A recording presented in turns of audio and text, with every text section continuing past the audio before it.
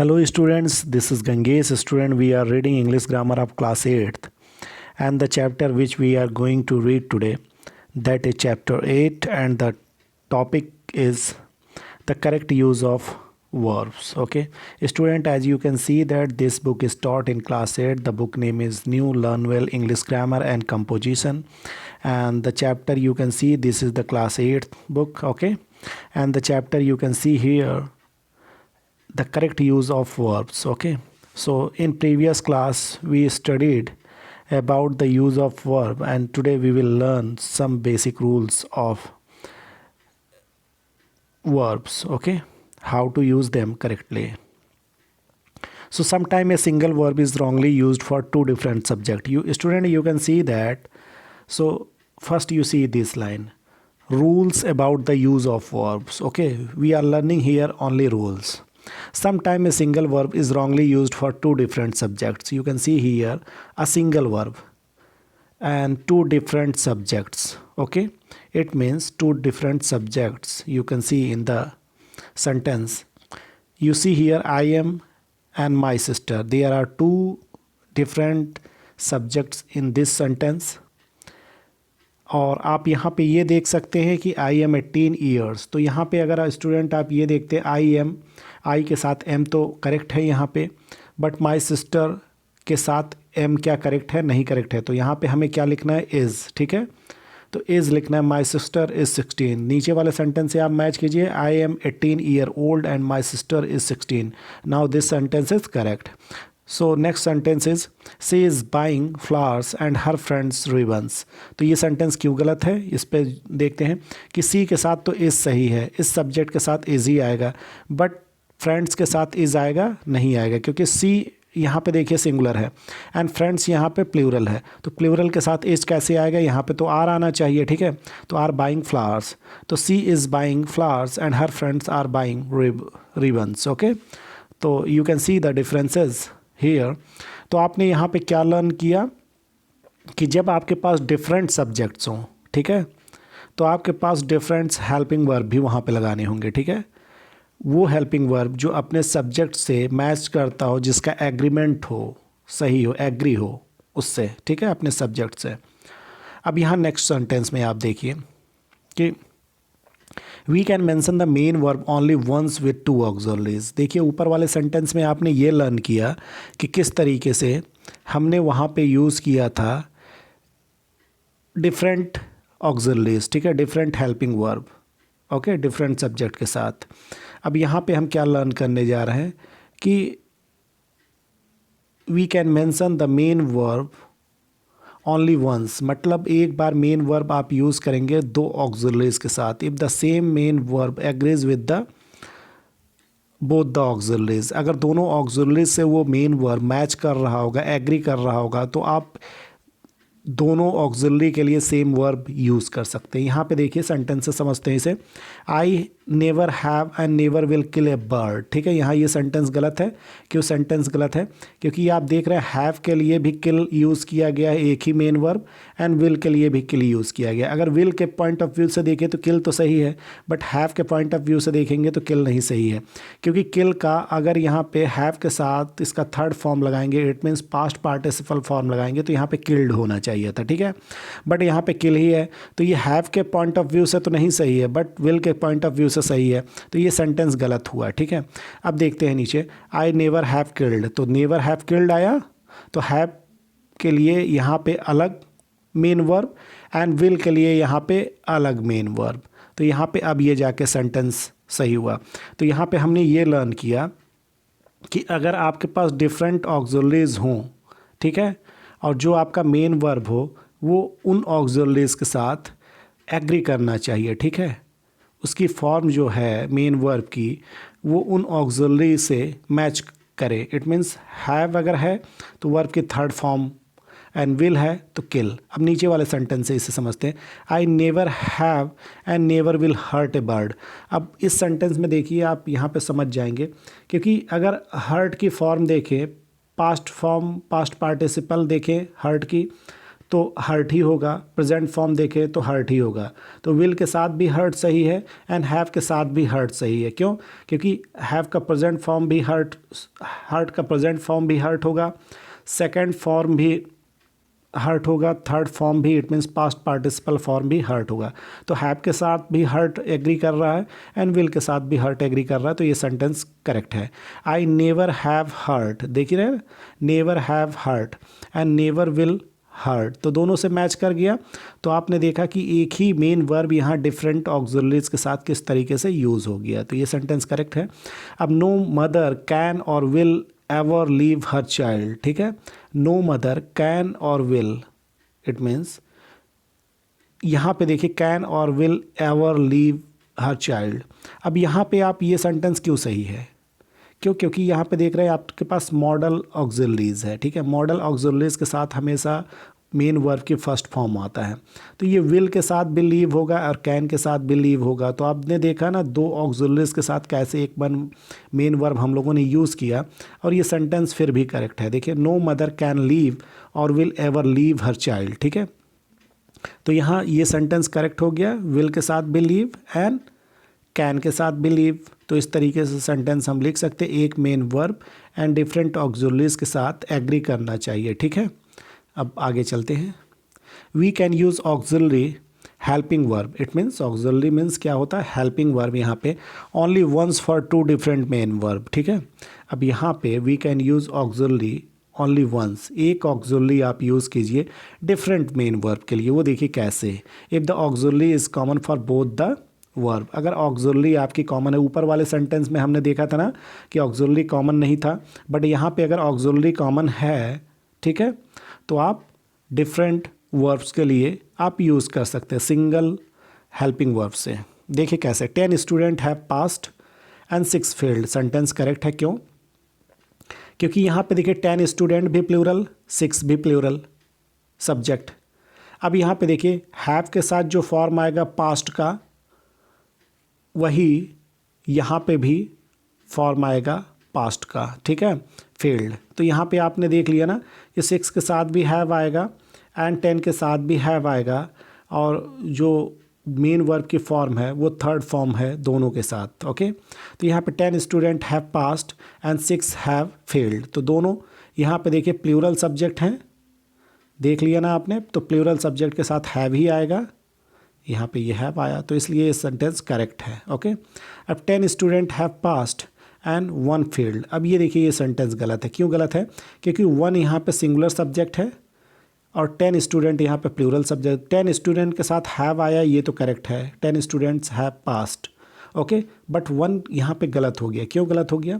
क्योंकि 1 के साथ यहाँ पे हैव नहीं मैच करेगा, क्योंकि 1 सिंगुलर है, तो सिंगुलर के साथ सिंगुलर ही ऑक्सिलरी होनी चाहिए हेल्पिंग वर्ब। देखिए नीचे वाले सेंटेंस में सिंगुलर ऑक्सिलरी दिया, तो 1 हैज़ फेल्ड, तब जाके ये सेंटेंस करेक्ट हुआ। इट मीन्स अगर आपके पास प्लूरल सब्जेक्ट है तो plural helping verb, singular subject है तो सिंगुलर हेल्पिंग वर्ब, आपका सेंटेंस करेक्ट हो जाएगा। तो यहाँ पे हमने क्या लर्न किया कि किस तरीके से हम एक ही ऑक्सिलरी के साथ डिफरेंट मेन वर्ब्स कैसे यूज़ कर सकते हैं, ओके। अच्छा चलिए आगे देखते हैं। A phrase that begins with ING, देखिए एक फ्रेज़ होता है जो ING फॉर्म से बिगिन होता है, ठीक है। फ्रेज अब ग्रुप ऑफ वर्ड्स होते हैं, फॉर्म में verb is called the participle phrase, okay. ऐसे फ्रेज को हम पार्टिसिपल फ्रेज कहते हैं जो ING फॉर्म से स्टार्ट होते हैं। A sentence having such phrase must also contain the noun और प्रोनाउन। अब ऐसे सेंटेंस अगर कोई भी सेंटेंस के पास ऐसे फ्रेज हैं तो उनमें क्या करना चाहिए, उन सेंटेंस में उनको क्या कंटेन करना चाहिए, नाउन और प्रोनाउन सब्जेक्ट के लिए, ठीक है।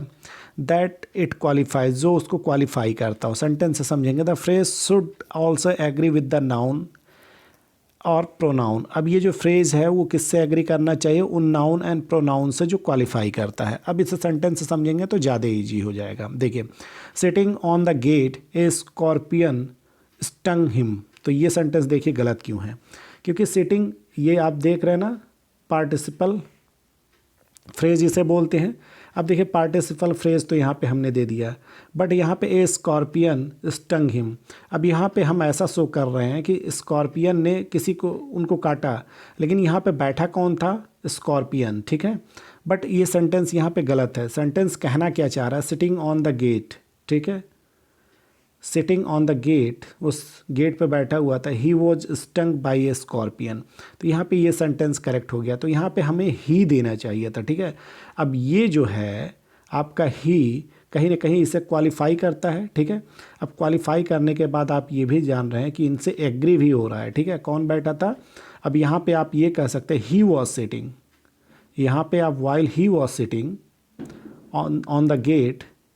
अब यहाँ पे on the gate a scorpion stung him, तब जाके ये सेंटेंस, क्योंकि इस फ्रेज को भी एक सब्जेक्ट मिलना चाहिए यहाँ पर। Being a rainy day I didn't go, ये सेंटेंस रॉन्ग है, क्योंकि being a rainy day, okay, I did not go out, मतलब मैं थोड़ी ना रेनी डे बन रहा हूँ। यहाँ पे it being a rainy day, मतलब इसके लिए एक सब्जेक्ट होना चाहिए।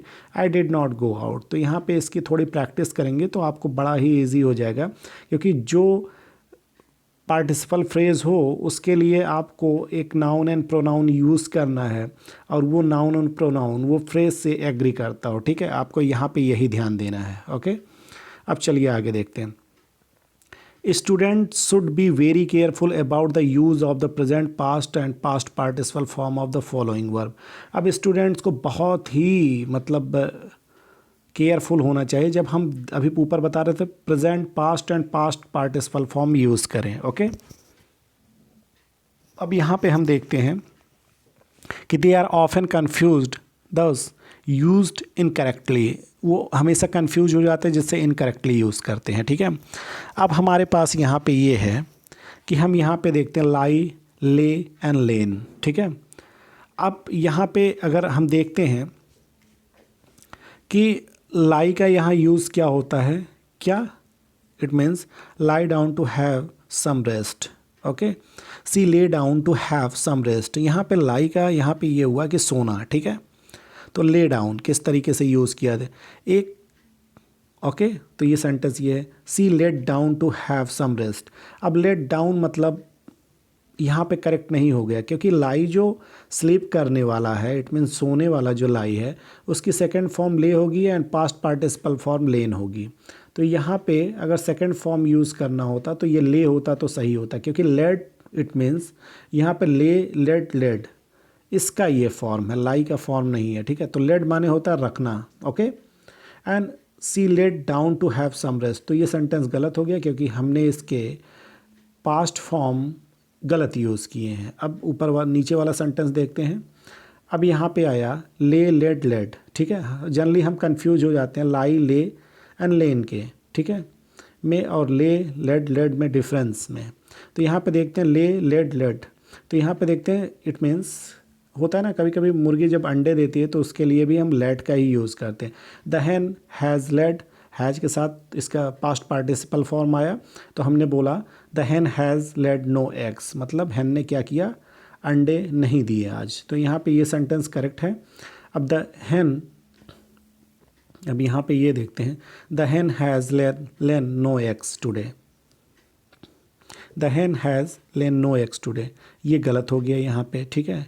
क्योंकि हमने देखा कि लाई, ले, लेन, लाई का थर्ड फॉर्म लेन है, यहाँ हमने ले का थर्ड फॉर्म लगाना है जो लेड है, तो हमने लेन यहाँ पे लगा दिया, तो ये गलत हो गया सेंटेंस से, ठीक है। She laid the baby on the bed correct है, सी ले द बेबी यहाँ पे ये गलत हो गया, क्योंकि हमें यहाँ पे इस तरीके से इसका ये फॉर्म नहीं लगाना चाहिए था। अब आप सी ले द बेबी, सी के साथ अगर होता तो आप लेज the baby on the bed होता तो मे भी करेक्ट हो सकता था, लेकिन यहाँ पे हमें क्या लगाना था, she laid the baby on the bed, ठीक है। तो ये करेक्ट होता, बट ये इनकरेक्ट है। अब यहाँ पे ये देखते हैं कि हैंग, हैंग्ड, हैंग्ड, तो इस फॉर्म में भी हम जनरली गलती कर ही देते हैं। द प्रिजन वॉज हैंग्ड, मतलब प्रिजन को फांसी दिया गया। द प्रिजन वॉज हंग, हंग में मतलब होता है टांगना, ठीक है। तो हम जनरली कंफ्यूज हो जाते हैं हैंग के थर्ड फॉर्म में, it means past participle form में हम हंग यूज़ कर देते हैं, बट उसे हैंग्ड यूज़ करना चाहिए, ठीक है। अब देखिए नीचे हैंग हंग हंग, तो लटकाने का मतलब क्या होता है, टांगने का मतलब hang hung hung. It means कोई चीज़ आप हैंगर में कहीं पे टांगते हैं तो उसके लिए हंग यूज़ होता है, ठीक है, हंग। ओके, अब यहाँ देखिए कि she hung the clothes on the line to dry, मतलब कपड़े सूखने के लिए डाले गए थे, यहाँ पे ये मीनिंग है इसमें, ठीक है। अब यहाँ पे आपने देखा ये सेंटेंस करेक्ट है, लेकिन नीचे वाला हैंग गलत है। क्यों? क्योंकि हंग का पास्ट पार्टिसिपल फॉर्म हंग, हैंग का पास्ट पार्टिसिपल फॉर्म हंग है, ठीक है। तो यहाँ पे आप देखते हैं, अगर यहाँ पे हंग लिखा होता तो सही होता, बट ये सेंटेंस गलत हो गया क्योंकि हमने हैंग का, टांगने का पास्ट पार्टिसिपल यहाँ पे गलत लगाया है। Okay, raise, raised, raised. अब यहाँ पे रेज्ड मतलब किसी चीज़ को एक तरीके से लिफ्ट करना, उठाना है। He raised the baby above his shoulder, मतलब उसने बेबी को उठाया और अपने शोल्डर से ऊपर, ठीक है। अब यहाँ पे देखिए ये सेंटेंस तो करेक्ट है, लेकिन अब यहाँ नीचे में गलत है क्योंकि रेज का पास्ट फॉर्म रेज्ड होगा। ओके, रेज का पास्ट फॉर्म रेज्ड होगा और यहाँ पे राइज का पास्ट फॉर्म रोज होता है। तो यहाँ पे हम रेज का सेकंड फॉर्म की बात कर रहे हैं, ठीक है। यहाँ पे हम राइज के सेकंड फॉर्म की बात नहीं कर रहे हैं। अगर आप राइज के फॉर्म की बात करेंगे तो it means rise, rose, risen, rising होगा, बट यहाँ पे हम किसका बात कर रहे हैं, रेज का, ठीक है। तो रेज का past second form it means past form rose ही होगा, ठीक, ओ सॉरी, रेज्ड होगा। समझ रहे हैं ना? जनरली हम क्या गलती कर लेते हैं कि रेज के सेकंड फॉर्म में हम रोज लगा लेते हैं, जो गलत है। ओके, फिर यहाँ पे देखते हैं ओवरफ्लो, ओवरफ्लोड, ओवरफ्लोड। ओके, तो कभी कभी जब फ्लड आता है तो ऐसे होता है ना, the river has overflowed its bank, तो इट्स अपने बैंक पे क्या हो रहा है, रिवर एकदम ओवरफ्लो हो चुकी है, ठीक है, मतलब बढ़ चुकी है। अब यहाँ पे देखिए कभी कभी हम ओवरफ्लाई का थर्ड फॉर्म ओवरफ्लोन लगा लेते हैं ओवरफ्लड के लिए, ठीक है, तो ये गलत हो जाता है, ठीक है। The river has overflown its bank, इस ओवरफ्लड का मतलब होता है बढ़ना और उस ओवरफ्लाई का मतलब होता है कि ऊपर से, ठीक है। तो उसमें ओवरफ्लाई का मतलब थर्ड फॉर्म ओवरफ्लोन होता है। यहाँ हम किसको, ओवरफ्लो को यूज़ कर रहे हैं, ठीक है। तो ओवरफ्लो के अकॉर्डिंग ओवरफ्लड, ओके, ओवरफ्लोड ही होना चाहिए, ठीक है। ओवरफ्लो का पास्ट पार्टिसिपल फॉर्म ओवरफ्लोड ही होना चाहिए। ओके, तो बियर, बोर एंड बॉर्न। अब यहाँ पे देखते हैं बियर, बोर एंड BORN, एक होता है BORN, दोनों बोले तो एक जैसे जाते हैं।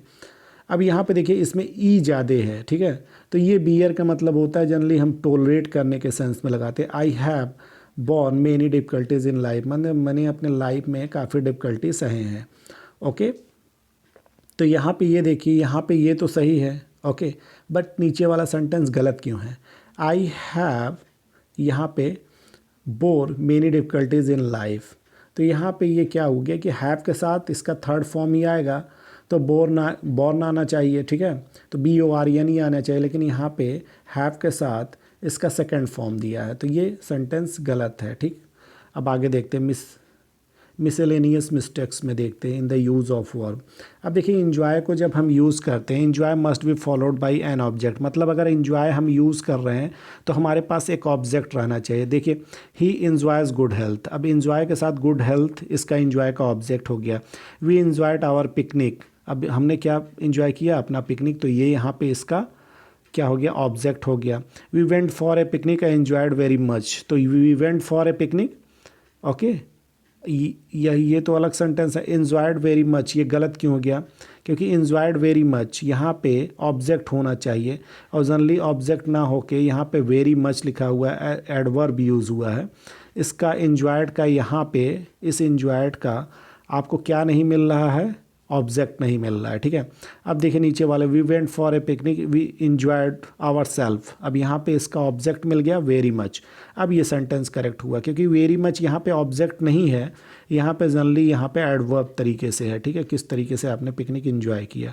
आवर सेल्व्स यहाँ पे ऑब्जेक्ट तरीके, तो ये सेंटेंस कर, we went for a picnic and enjoyed it, it भी यूज़ कर सकते हैं ऑब्जेक्ट की जगह पे क्योंकि इट का ऑब्जेक्टिव फॉर्म इट ही होता है। Hope means to expect something good. कभी कभी हम लोग बोलते हैं I hope she will fail, तो ये गलत हो जाता है क्योंकि कुछ अच्छा के लिए हम होप यूज़ करते हैं। इसको आप बोल सकते हैं I fear she will fail, ठीक है, तो ये सेंटेंस करेक्ट होगा। अब I hope she will be better soon, वो जल्दी अच्छी हो जाएगी। I hope she won't get better, तो ये गलत हो जाएगा। आई फियर यहाँ पर सी वॉन्ट गेट बेटर। अब देखिए यहाँ पे expect means to think that something good और bad can happen. We expect to succeed at last, ठीक है, हमने एक लास्ट तक सफल होने की उम्मीद की है। We expect prices to not come down, मतलब हमने एक्सपेक्ट किया है कि प्राइजेस कम नहीं होंगे, ठीक है। तो यहाँ पे देख रहे हैं समथिंग गुड के सेंस में भी लगा सकते हैं एंड बैड के सेंस में भी। तो अब चलते हैं यहाँ पे लुक एट पे। Look at implies attention. अगर आप लुक एट बोलते हैं तो ये अटेंशन ड्रॉ करता है। सी डज नॉट इम्प्लाइज अटेंशन, ठीक है। अब देखिए I saw a book on the table, ठीक है। अब saw a book on the table, इसमें अट्रैक्शन नहीं है, ठीक है। But please look at the black board, तो इसमें अट्रैक्शन, ये आपकी एक तरीके से अटेंशन ड्रॉ कर रहा है, ठीक है, कि आपका एक अटेंशन अपने टूवर्ड्स ड्रॉ कर रहा है। तो यहाँ पे अटेंशन पे करने के लिए आप यहाँ पे लुक एट टर्म का ही यूज़ देखेंगे। Please see at the black board, तो ये सेंटेंस गलत हो गया क्योंकि सी जो है वो डज़ नॉट इम्प्लाई अटेंशन, ठीक है, ये आपके अटेंशन को नहीं बताता है, ठीक है। Listen to implies attention but hear does not imply attention. अब लिसन टू जब आप बोलते हैं I can hear his voice, तो यहाँ पे ये सेंटेंस करेक्ट है, but I can listen to his voice, ये सेंटेंस गलत हो गया, ठीक है। जनरली वॉइस किसी के सुनने का मतलब ये नहीं कि आप अटेंशन पे करें। जनरली आप कहीं जा रहे हैं, कोई बोल रहा है तो भी आप सुन ही लेंगे। You should listen to what the teacher says. अब टीचर की कोई बात, कोई भी लेक्चर होगा तो उसे आपको सीरियसली सुनना पड़ेगा, तो ये सेंटेंस आपका करेक्ट होगा, ठीक है। You should hear what the teacher says, अब ये गलत हो गया क्योंकि हीयर जनरली ये नहीं होता है कि आप क्लास में इस तरीके से नॉर्मली किसी बात को सुने, ठीक है। वी से आवर प्रेयर, जब हमें प्रेयर की बात होनी होती है तो हम से यूज़ करते हैं। कभी कभी स्पीक लोग बोल देते हैं, वो गलत होता है। आई से माई प्रेयर डेली सही है, I speak my prayer daily ये गलत है क्योंकि प्रेयर्स के लिए आप स्पीक नहीं यूज़ कर सकते, से ही यूज़ कीजिएगा, ठीक है। We don't say make a goal, okay, हम कभी नहीं कहते कि मेक ए गोल मतलब गोल करना, हम बोलते हैं स्कोर ए गोल, ठीक है। दे मेड ए गोल, ये गलत हो गया, मेक का फॉर्म लगा है। दे स्कोर्ड ए गोल, ये सेंटेंस यहाँ पे करेक्ट है क्योंकि गोल के लिए स्कोर ही लगता है। We never use pain in the continuous और प्रोग्रेसिव फॉर्म में, कभी हम पेनिंग वगैरह कॉन्टिन्यूस या प्रोग्रेसिव फॉर्म में नहीं यूज़ करते, ओके। अब यहाँ पे देखिए my tooth is aching, it means मेरा दांत दर्द कर रहा है, ठीक है। माई टूथ इज़ पेनिंग यहाँ पे गलत हो गया क्योंकि इसका पेन का हम कभी भी प्रोग्रेसिव और कॉन्टिन्यूस फॉर्म नहीं यूज़ करते, ठीक है। उसके जगह पे हमने जो मेन वर्ब है उसको बदला है, तब हमने एकिंग लगाया है, ओके। चलिए स्टूडेंट्स, ये समझिएगा। समझने के बाद अगर कोई भी प्रॉब्लम आपको मिलती है तो ज़रूर मुझसे शेयर करें, ओके। Thank you.